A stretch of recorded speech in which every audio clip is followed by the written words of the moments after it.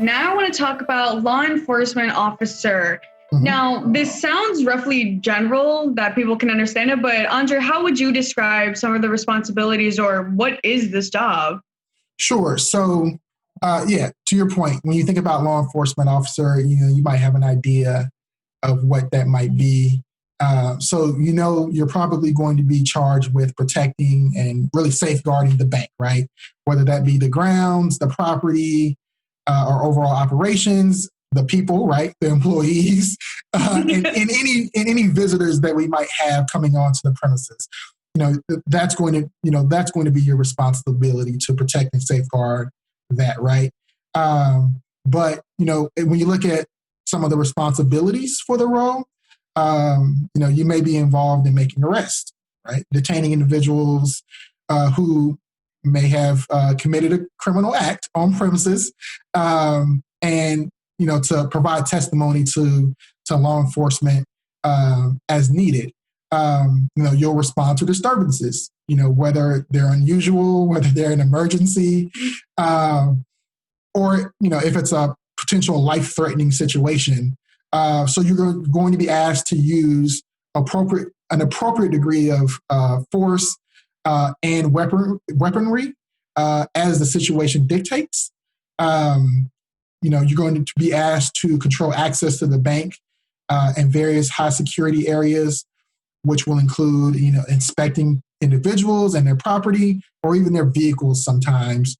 You're going to be looking at performing interior and exterior security patrols and checks, and really just making sure that you monitor, really all of our life safety systems and equipment, which is not limited to like CCTV, which to our cameras, and various other, radio systems, fire systems, public address systems, and things like that. So, Okay. And with this job, it sounds like you're going to need a lot of training and expertise to be successful. Can you describe a little bit about like that training, expertise, or any necessary skills that one might need?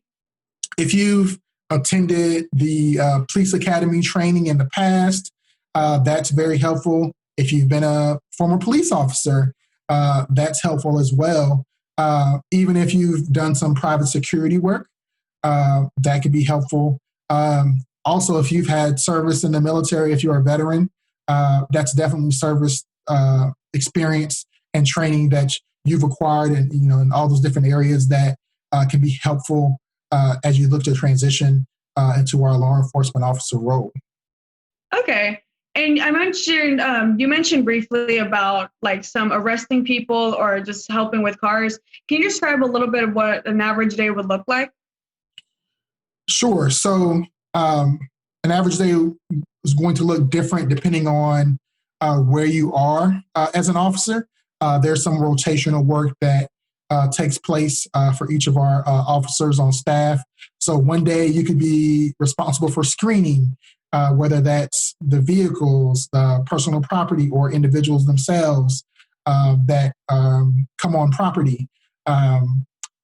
Customer service aspects. So as we have visitors that come and visit us, whether they come and visit at our cache or they come and visit us for an event, or they're just coming to visit our money museum, there's a customer service aspect to what you do.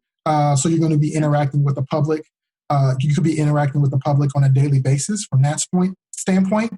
And then there's also training that occurs, whether you're training your peers, your individual officers, or you're giving a tour to new hires for them to see, have an idea of just what the day in the life looks like for our law enforcement officers.